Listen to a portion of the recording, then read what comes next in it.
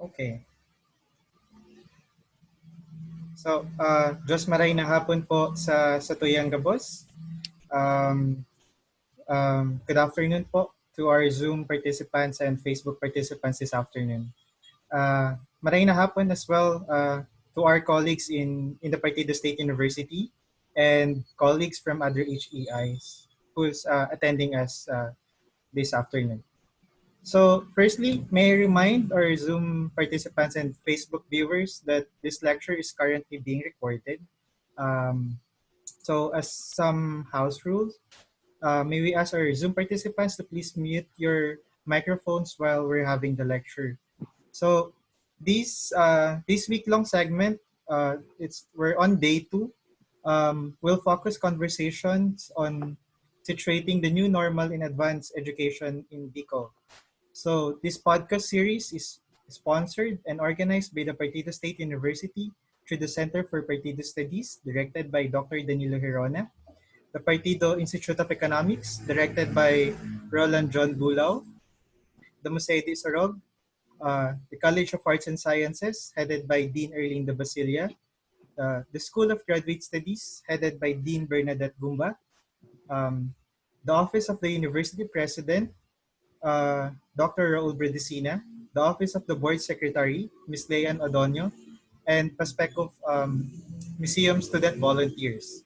So I'm Earl Hernandez, from the Museo de Isarog, and I'll be moderating this podcast this afternoon. So to briefly introduce our speaker, um, our lecturer this afternoon is a graduate of UP Los Baños with a degree of AV Communication Arts. She pursued her master's in professional studies in development communication in UP Open University and Bachelor of Laws in University of Nueva Cáceres. Her dream to grow in the academe made her earn her PhD in development education in CBS-UA. Her career is exciting. She enjoyed her work in the government service, private HEIs, and international NGO, where she handled key positions. And now, she is back in the government, this time with the Partido State University. She is currently a core faculty of the School of Graduate Studies and is the Partido State University Development Communication Officer. She's blessed with a good husband and 3 lovely children. Ladies and gentlemen, my pleasure to present to you Dr. Mariel Estrella. Hi, good afternoon, everyone. Good afternoon to my new friends in my second home, Partido State University. And of course, to our guests this afternoon, we have faculty from Jose Rizal Memorial State University of the Pitan City, headed by Ms. Janet Ikaw, the OIC Vice President for Research, Development, and Extension Office. And of course, I'd also like to acknowledge Dr. Adele Villaflor. She used to be my madam. She's going there. My panel during my PhD dissertation. So I'd like to acknowledge Dr. Adelpho Villaflor, the Dean of Graduate School of CBS-UA. Ma'am, good afternoon.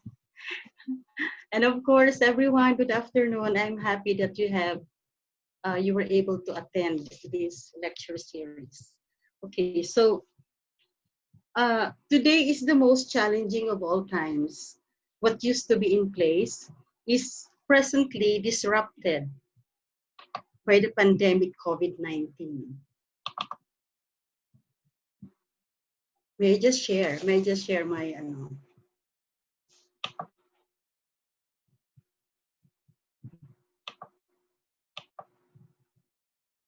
Okay.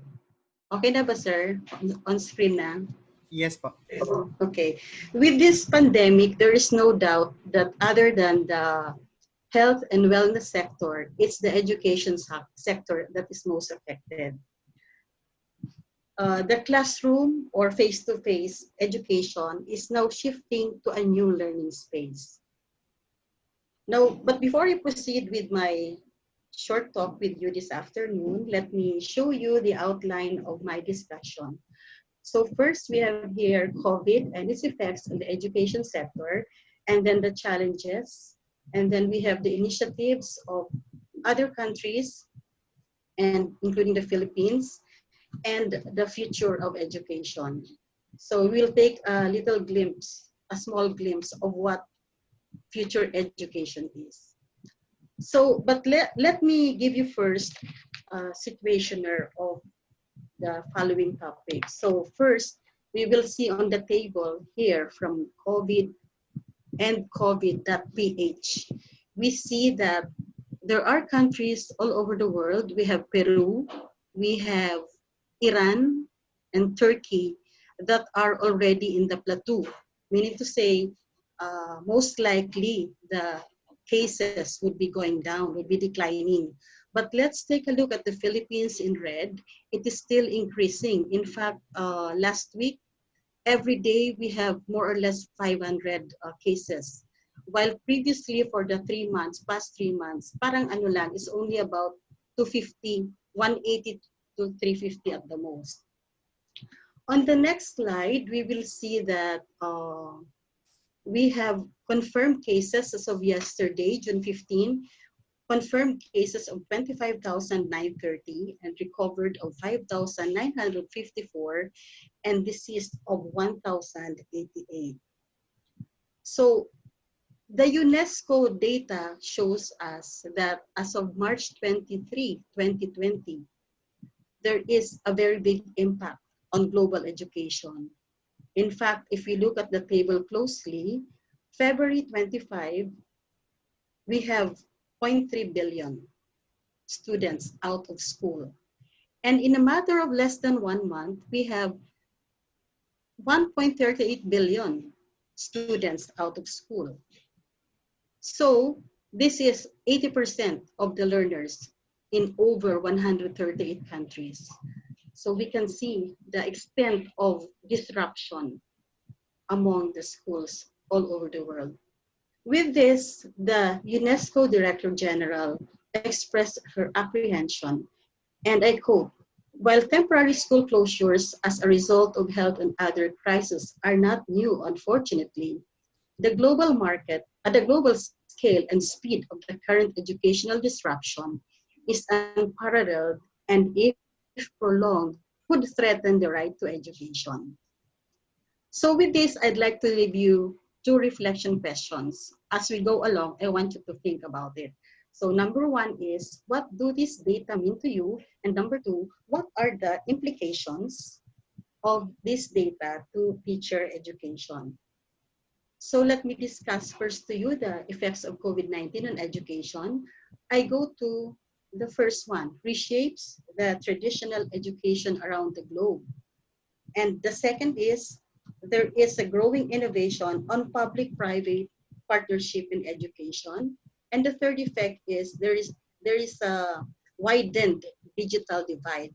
Now, if we look at these 3 effects, this is according to World Economic Forum, March 2020. If we look at these 3 effects, it appears that the first and the second are positive and the third is a little bit negative. So let me take up the first on reshaping the traditional education around the globe. So COVID made the educational institutions change abruptly from the old lecture type learning to innovative, flexible, or remote learning. At the outbreak of the pandemic, that's about as early as February, Hong Kong used the home study using interactive apps, and China used live TV broadcasts to hold lessons.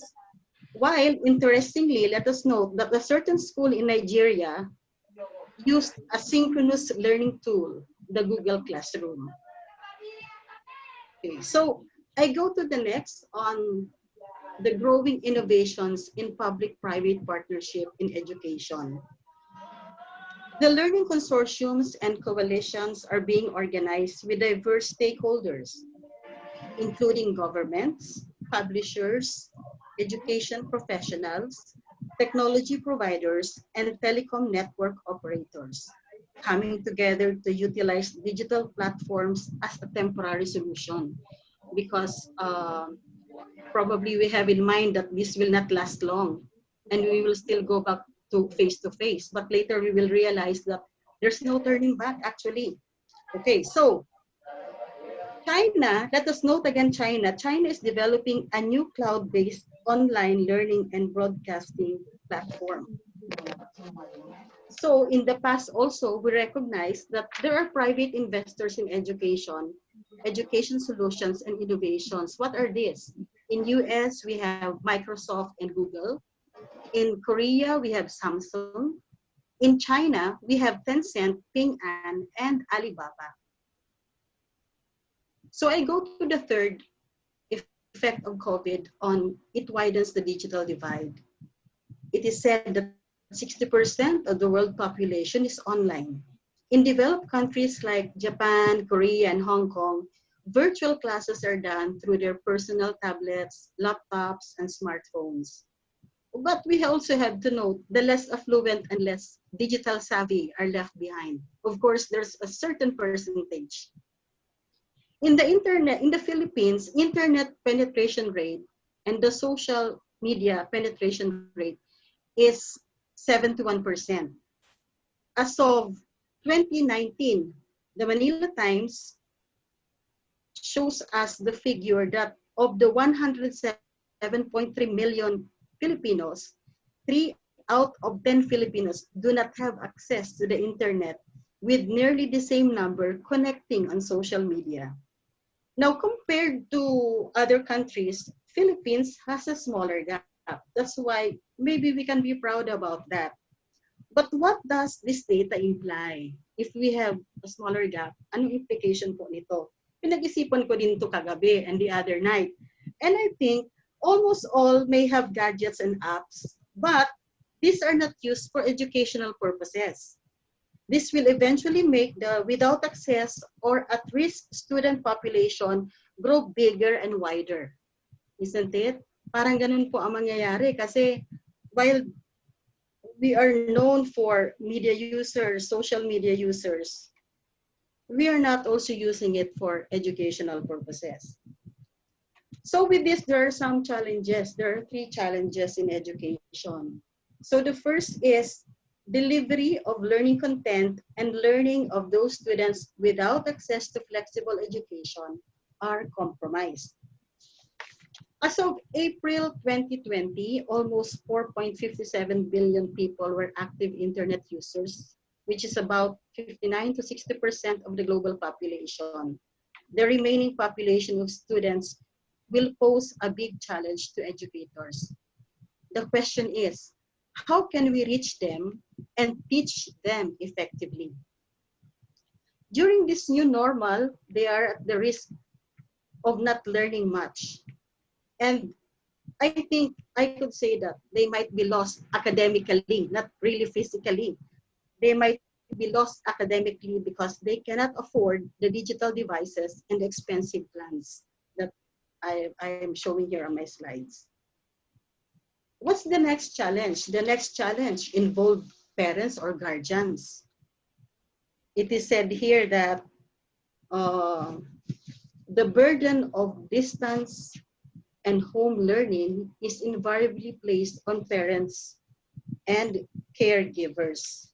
Okay, now we have to recognize the fact that those students with parents and guardians who can better teach them, coach them, and mentor them is an advantage. They are at an advantage. But let us think of those children whose parents are away, separated maybe, they are dead, or some parents are abroad, OFWs, or the worst is with less education. This will pose a great challenge to our learners. The third one, social isolation of children needs to be addressed. This is the third challenge that is posed upon educational institutions. The school is where students integrate with one another. Children who are out of school cannot join activities, social activities, nor experience human interaction. And we know that social contact is essential to learning and development. Now I proceed to the initiatives of educational institutions to cope with the pandemic. I was able to gather from my different sources 4 initiatives in which some of these are already being done by Partido State University. So number one is countries have focused on ensuring continuity of learning. All countries are introducing distance education modalities based on different mixes of technology. Most countries are using the internet, providing online platforms for continued learning. Now, what are these early countries? Argentina, Croatia, China, Cyprus, Egypt, France, Italy, Korea, US, and many more. The second initiative is school calendars were adjusted. Many schools had rescheduled examinations and assessments, and schools have to cancel the calendar and adjust the calendar to accommodate the lost days of learning. Because as we remember, it's February. It's only if the pandemic happened during February, it's only mid-semester. Parang midterm pa lang po tayo. Patatapos lang na midterm. So immediately the school has to do something. So we in-adjust kaagad yung calendar. And number 3, online seminars, webinars for faculty were provided to capacitate them in the teaching and learning process. In almost all countries, teachers and school administrators were encouraged to attend webinars and use applications in teaching the learners. Learning content is also delivered through TV and other media. Now, what are the countries that are doing these alternative forms? Hindi lang puro online education. What do they do so that they can capture those percentage that do not have the gadgets? So early countries again are Argentina, China, Croatia, Costa Rica, France, Mexico, Korea, and many more. So in ParSU, we are attending the webinars. We have 7 modules to prepare us for the first semester and onwards. So a big thanks to our president, Dr. Raul, and the Odette team. And I would say that we are on the right track. Now, number 4, in the Philippines, the government through CHED and DepEd issued memorandums, circulars, advisories to provide focus and direction in the new normal. Kasi if you can imagine, if these government agencies will not do anything, then we will be doing our own thing. And we never know whether we are on the right track or not. Okay, so I go to the meat and substance, which is the future of education. So as the pandemic unfolds, education in the Philippines will have a digital transformation using educational technologies to pursue quality education. The mode of delivery of course content will definitely be through flexible, distance, or remote learning. Apps for synchronous and asynchronous teaching and learning will be heavily used. Number 2 is that personal or life skills that should be integrated in the curriculum.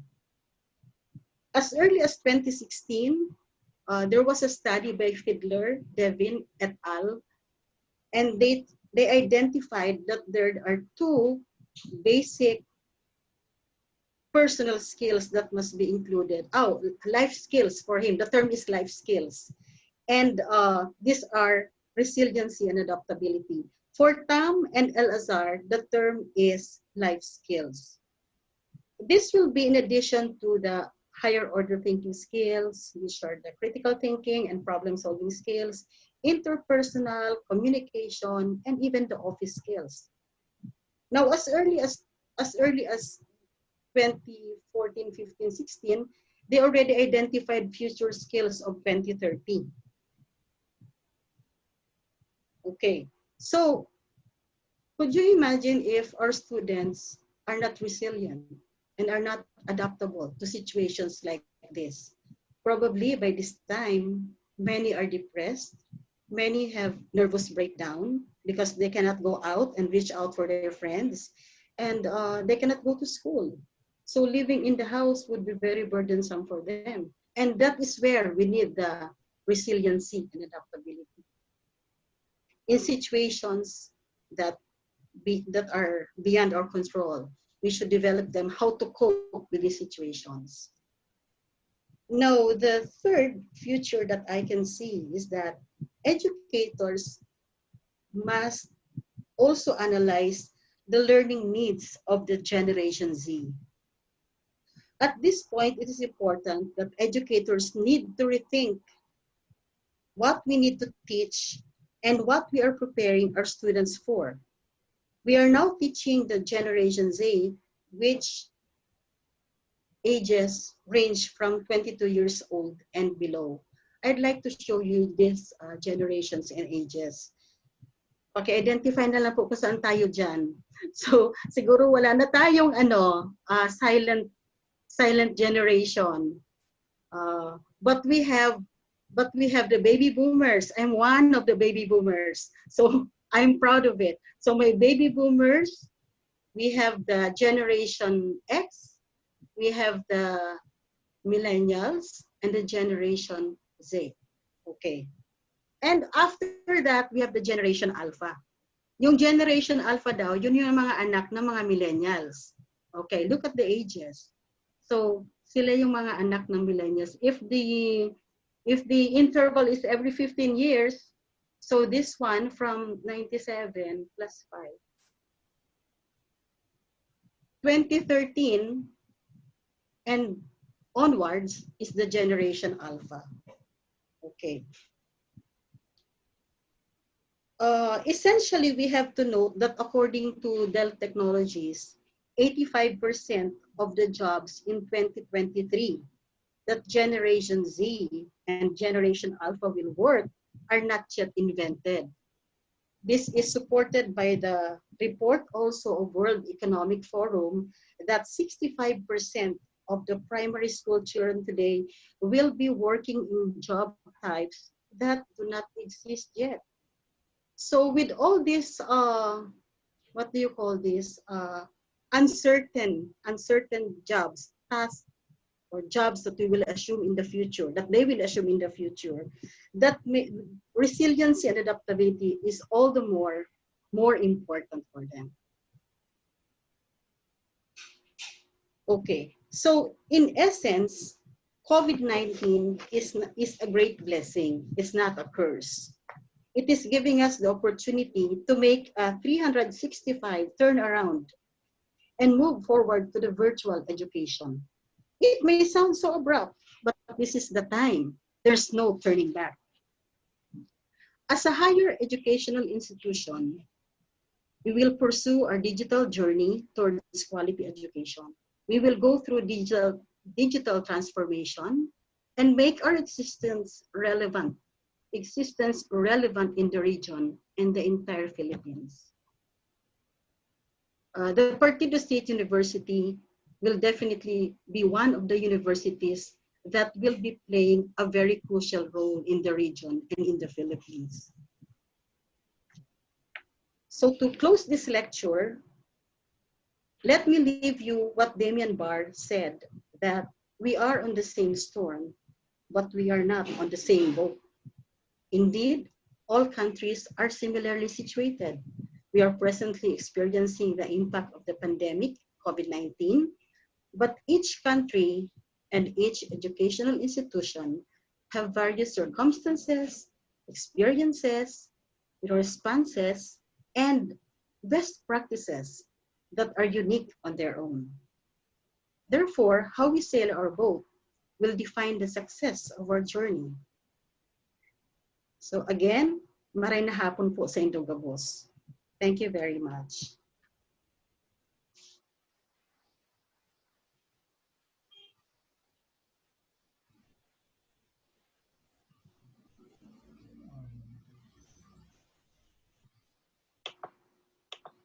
Okay. Thank you po, Professor Estrella, for for this insightful lecture and walking us through to the future of education because of this pandemic. Um, okay, we are now opening the floor for some questions, clarifications, insights, or something you want to share with us this afternoon. So, Professor Estrella is very happy to answer your questions. Okay. Um, yes po, Professor Villaflor. Thank you, Doc Mariel. Uh, Actually, she is our friend here in CBSUA, and of course, her hobby is still with us. Yeah. Actually, at this point, I'm very much afraid because of the challenges told us a while ago, and the 380 turnaround, 365 turnaround. 365 turnaround. Yeah, so it's really very difficult because it's very abrupt. So what do you suggest for us to do at this point? Actually, very futuristic yung sinasabi ko, Mama, no? But then, I think, sabi ko nga, it's so abrupt, but we want to slow it down. But the very immediate thing, I think we have to do some planning, actually, because the very immediate thing is, how can we start the first semester? So looking at ourselves, try to self-evaluate whether we can teach online. So I think that's very important. So that's the first step. So every institution, I think, should be doing something like I have mentioned, the initiatives, particularly number one, that we should continue the learning process. And number three, on offering webinars online for the faculty so that the faculty are prepared.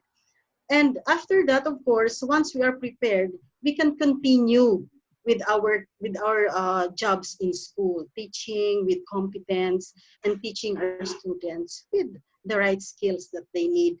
So I was even thinking that a curricular review would always be in place. It should also be a priority because we cannot really teach the many years that we had been teaching the content. We have to add some more and we have to improve so that we can better achieve the quality education towards academic excellence. Okay, thank you. Actually, here in CBSUA, we've been doing a series of seminars, online planning, and everything. Uh, but still, I can't imagine how we will cater to our students who are not used to this system of education, our flexible learning. And another thing is the connectivity. Isa talaga yan ng mga pinakang basic problem. In the survey that we had, it's less than 50% na talagang merong mga gadgets and merong mga magandang connectivity. And there are even places wherein 12% only. Tapos, yung assistants, not so much with the graduate school because we are dealing with professionals, but for high school and college na meron tayo dito sa mga universities, it's really very hard. So Yes, everybody will adjust. Yes, ma'am. So actually, yes, ma'am. So actually, it's not only a problem on capacitating the faculty, but capacitating also the students. Because it is said that we have 3 classification of students. So the third one are the at-risk or students without access to gadgets, with internet and all. So I'd like to share the very, what do you call this? Very impressive experience of China, where they use the TV broadcast to educate the children. So I think kahit nga wala pa nga yung ABS-CBN, sabi ko sana may mag-propose na ibalik siya for this purpose kasi magagamit siya for educational purposes. And then if the schools, if the institutions have their own radio stations, then and community radio in the vicinity, in the municipality, they can make use of that, ma'am. I think that's one way to reach out for them rather than um, uh, every day looking for the students. That would be so difficult. Yes, yes, Doc Mariel. Thank you. I was just trying to decipher what will happen to the technical subjects with laboratory. How will it be done virtually? It's really difficult. Yeah. In the Odette team, ma'am, they are already presenting that how to teach for the lab subjects, how to teach for non-lab. So I think the input there is very important for the teachers. Sa bagay po. Sa bagay. Kaya lang we will still have to look at the kind of the student that we have. Actually nga binibikol na tinatagalog, may demo ka pa. Eh pa hindi pa naintindihan. Yan pang masuro sa diri. Okay, so Yes, thank we you. recognize that. Thank you, ma'am. Thank you, Ma'am Adele. Thank you po, Professor Adele, for that question. There's a question from Professor Janet Relosio. Sa chat po, ma'am. Ang question niya po ay, how do you think the COVID-19 will Hi, Ma'am alter the Janet. future of teaching and learning?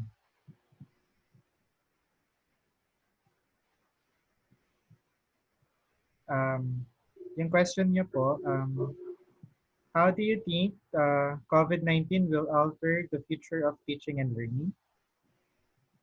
How do you think COVID-19 will Alter the future of teaching and learning? how will COVID-19 alter? I think I'm looking at the positive side of COVID-19. As an educator, I cannot focus on the negative because if, as I said, there's no turning back. So all of us must be capacitated. All of us must be able to embrace the future. So talagang ito na yung turning point natin.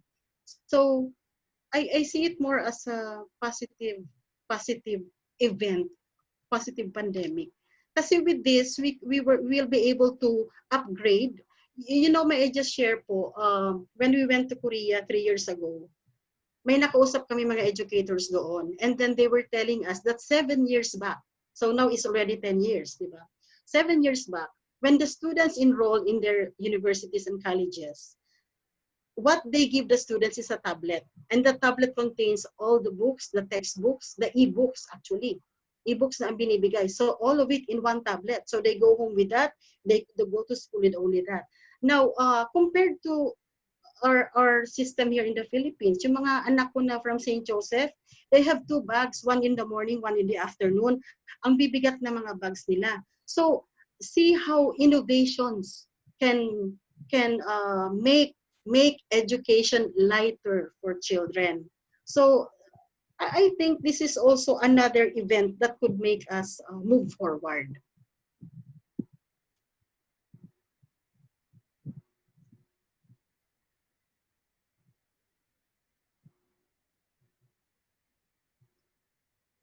I hope I answered the question of Ma'am Janet.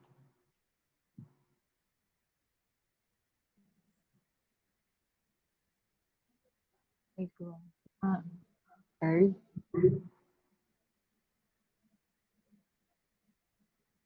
Earl?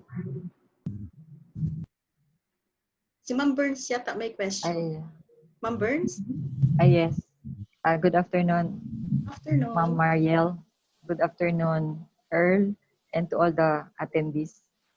Good afternoon to Dr. Villaflor of CBSUA. Dr. Viñas is also here from CHED.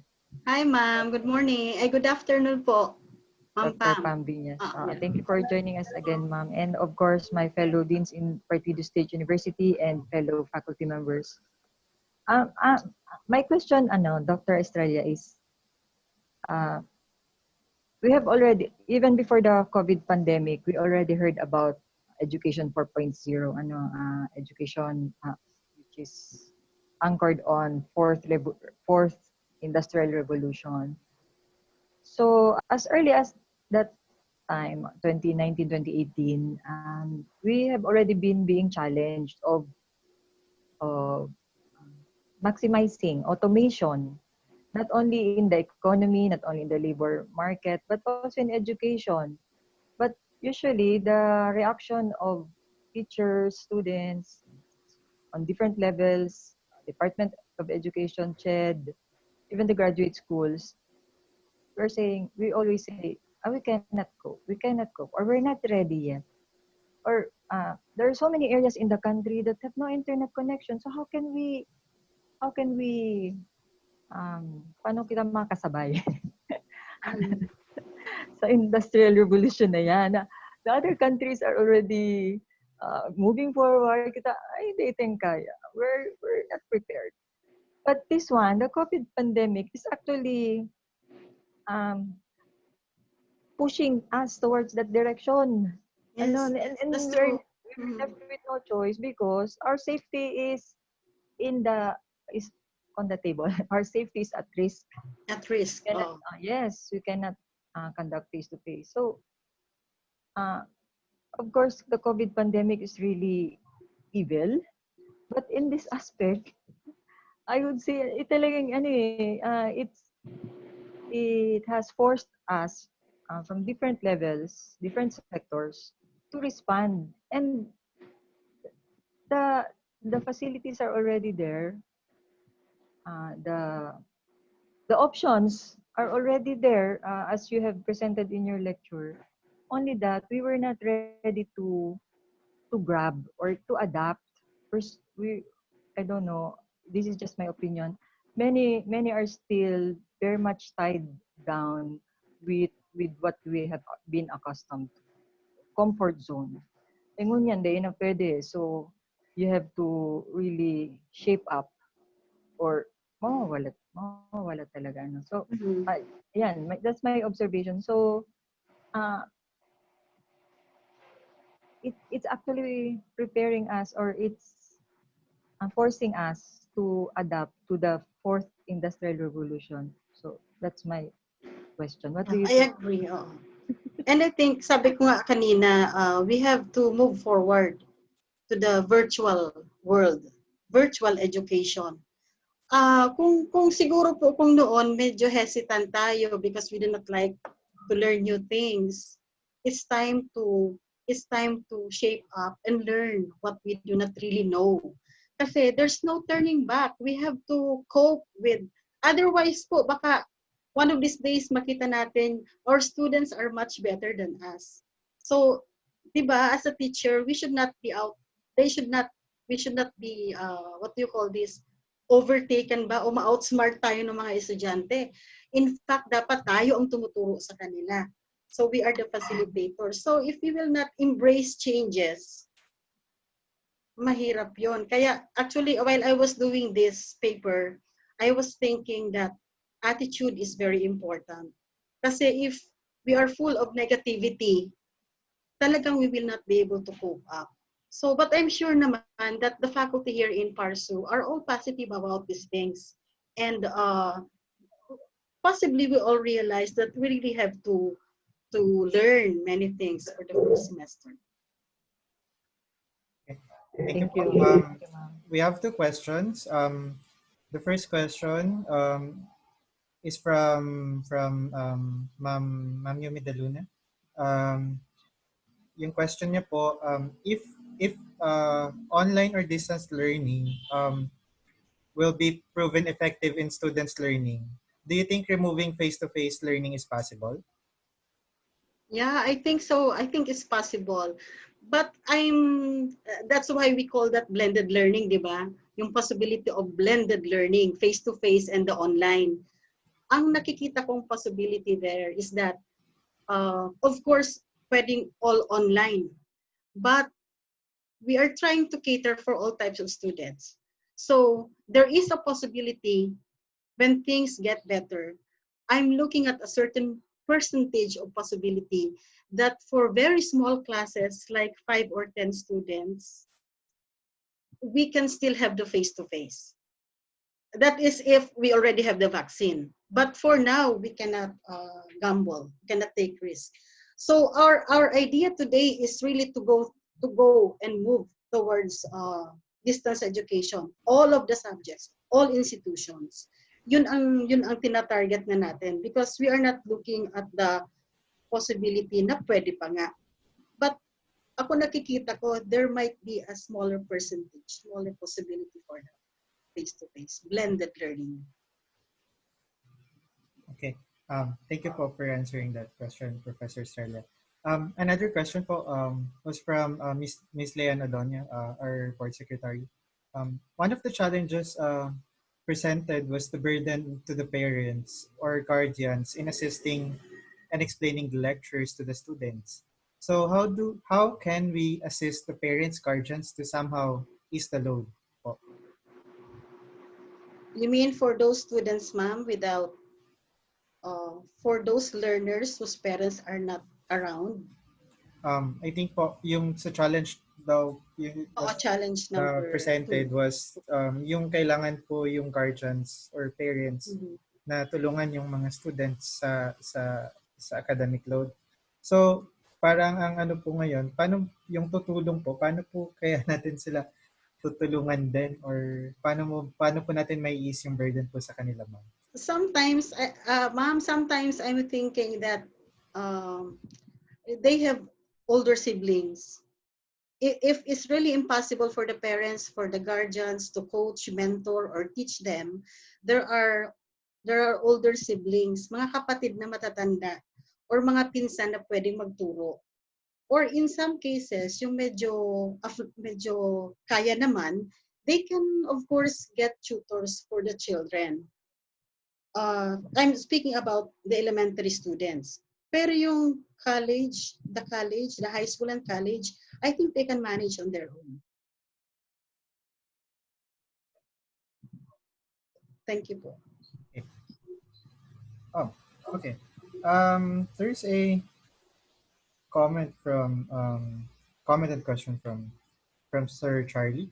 Sir Charlie, gusto niyo po bang i-submit na lang or basahin ko na lang?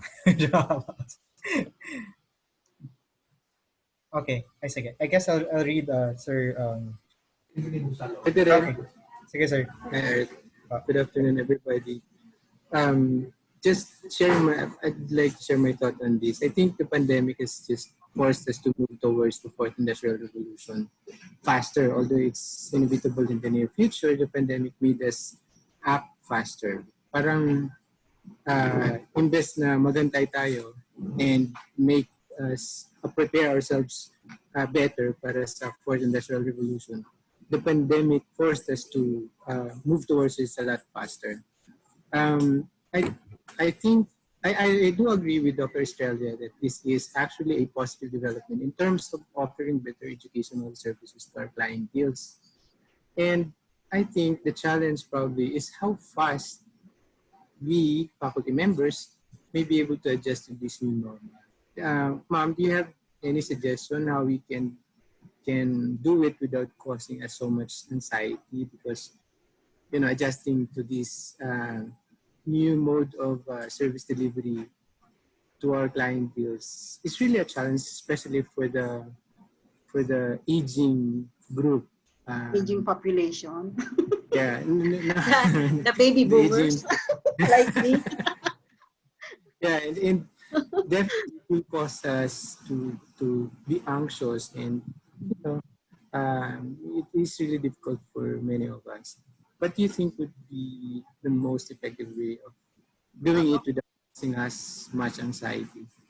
Okay, so I think everyone is really anxious. Everyone has many apprehensions. So, in fact, some of us are getting nervous for the first semester. But I think the simplest way is really to learn. We are already given this opportunity to attend the 7 modules by the Odette team. So, grab the opportunity because it's for our own improvement. I cannot think fast track learning because we only have we have 2 months more, I think, before the start of the first sem. But this is the right time for us to adjust. Like, we are given modules, we are given activities to perform, and we have the full assistance of the ICT group, the Odette team, to help us. Now, maybe to add more to our knowledge, we have other webinars that are being offered, like those from CHED. Isn't it right, Ma'am Pam? So you have from CHED offers this additional webinars that we can also avail of. So we can avail these webinars online from CHED, from other organizations, so that we will be very well equipped. Kasi kung iisipin, no cost na nga, hindi na low cost. No cost at all on our part, on the part of the institution. So better grab the opportunities. Try to look at your internet and then look for trainings online, how we can improve ourselves. Sometimes hindi nga lang sa technical, sa computer skills, but for our own psychological makeup. Ano ba ang dapat kong attitude ngayon? Dapat ba I retract? I turn my back? I retire early? O yung mga ganon. So, for self-improvement, for technical knowledge and skill, always avail. Siguro, Sir Charlie, yun na lang nakikita ko kasi we only have 2 more months to go. So, from Odette team, try to scan for more webinars so that we can avail it online. Sayang din po. Sir Charlie. Okay. There's okay. There's another question po. We have a lot of questions this afternoon. There's a question from Professor Nora Bacares. The pandemic really brings disruption to education, and one of them is redefining the role of educators. What do you see? What do you see is that big change in the role of educators in this new and disruptive situation? Yes. Okay, I get the point. Because, in fact, I've read something like, sabi ng mga teachers daw, so it's already the trend. So we will be using online education, distance education. So hindi na po kami kailangan, feeling ng ibang teachers, ibang faculty. Actually, we have a very crucial role to do during this semester, during the pandemic and after the pandemic. Kasi, we will be facilitating the classes. If we do not meet them face-to-face, we are handling online classes, synchronous or asynchronous. Ano po yung magiging role natin? Facilitators tayo. And we will be monitoring every student that are under our care. So ano ba? Are they doing well? Maybe visiting them at home if time permits and COVID already settles. Siguro that would also be one way of monitoring them or monitor through online. So may mga roles po tayo, like tayo pa din po talaga actually, hindi tayo mawawala sa eksena. The faculty will always be there, the teachers, and all the more, the role will be very crucial.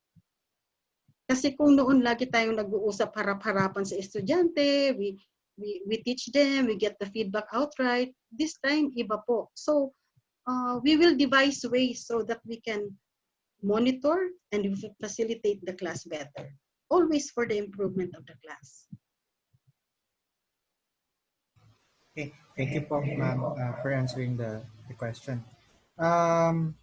There's an insight, a comment from Professor Cledera, Janet Cledera. So as a faculty, let me just read her insight, her comment. As a faculty, we have to keep strong, communicate, and do our best to help our students address their concerns. And as a parent, at the same time, of elementary children, kinder, high school, and senior high school, they too will be adjusting and will be needing full assistance and guidance of us as their parents. So big challenge for Yes, ma'am. for us. So thank you po for that insight. Are there any other insights or comments po from our Zoom participants? Okay, there's a Or follow-up additional question. information maybe. Alright, Would like sige po. to add. Sige po. Okay. Maybe there are some teachers, sir. I'm sorry. Maybe there are some faculty who would like to add something. to the discussion today, to the points that I raised. Apo. Actually, so sa ating po mga participants, you may, kung gusto niyo po magsalita, you may turn on your video and your mic po. We're allowed to do it po. So para po mas engaging po yung discussions natin. So, okay. I think there's a follow-up question from Professor Bacares. Let me read na lang po, ma'am. No? Going to school is not only about learning sciences and mathematics, but also about social relationships and peer-to-peer interactions, developing social skills and life skills. What do you think po are these compromise in this what we call online distance learning? Compromise? Opo. Like, I think from as a student before, nasa is an age gap niyo po, millennial, yung classes din po kasi namin, we go to the university not only to attend classes, but we also have extracurricular activities where we socialize with other peers and classmates. So, paano po kaya itong siguro in relation to the question of Professor Bacares, how do we respond po sa ganito? So look, I'm thinking na talagang as of today, they cannot go out, they cannot interact, and they cannot make use of ParSU as a venue for these social activities and other things. Pero siguro if the teacher if we will be creative, we will create activities for them so that they can interact online. Isn't it? So pwede po tayong gumawa siguro ng mga activities that would require them to interact as groups. Maybe break the class into groups and then give them a certain task to do. A task which would require them to communicate and then use their video and then audio and then make their own, what they call this, maybe make their own activities to submit. So, depende na po siguro sa creativity ng mga teachers ito. Kasi, why? Because we recognize that it is a challenge, yung social interaction. In effect, hindi natin madi-develop yung social skill nila, yung social quotient. Pero, there might be activities that we can think online for them that we can also contribute to their social development. Thank you po, ma'am, for answering the question. We have one question po from Facebook Live po natin. This is a question from Professor Mariel Estrella. Let me read po her question. Yes. Okay. In what instance do you think we can implement the principle of learning by doing specially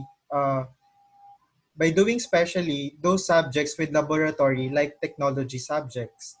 Years ago, I used already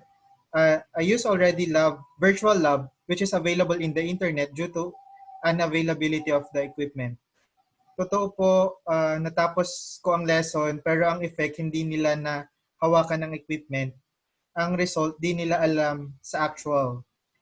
Like, for example, sa microscope, paano kaya matuto kung paano gagamitin na puro picture and video, wala naman sa bahay ng microscope.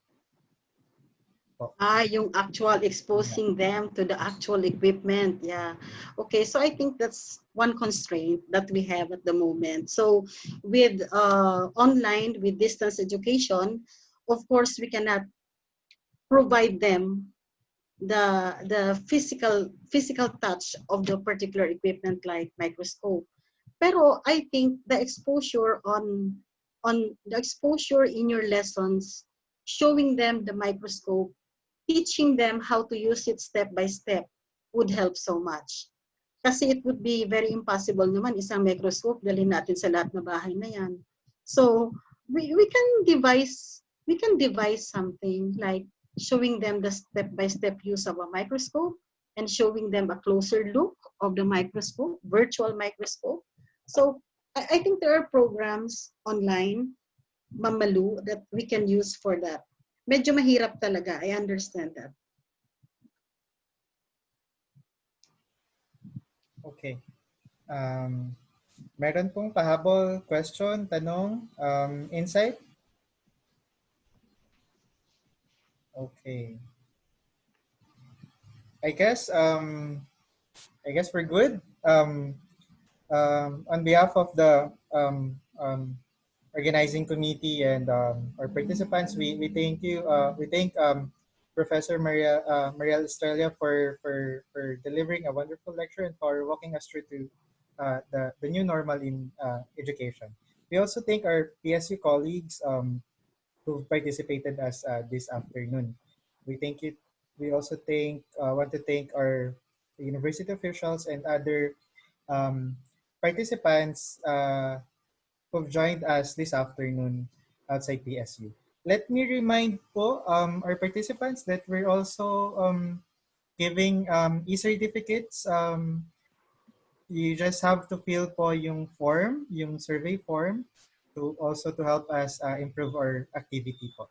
So we also want to thank um, Sir Kennedy for and the audit team for sa pagpapahiram ng kanilang Zoom para maituloy po natin itong Balongibog Talks. So, maraming salamat po sa inyo. So, thank you everyone. So, salamat po. By the way, I'd also like to thank all of you for attending this lecture series. And thank you so much, Dean Burns, for initiating this lecture series from the SGS. And other than our guest this afternoon from the Pitan City and from CBSUA, I'd like to thank everyone, our deans, our administrators, and all faculty members for attending. Thank you so much. It's a pleasure on my part to share what I know. Last po pala, promotion for the lecture tomorrow. We'll be having another SGS faculty to deliver a lecture tomorrow, Mr. Charlie Balagtas. He'll be talking on public administration and local governance amidst COVID-19 pandemic. And on Thursday, Dr. Bernadette Gumba will also be giving a lecture, and Miss Yumi De Luna will also be giving a lecture. So we still have 3 lectures until Friday. So please join us. Invite your colleagues, friends, and other networks to join us. So mabalas po. We'll start tomorrow at 4 p.m. Thank you. Okay, thank you so much po.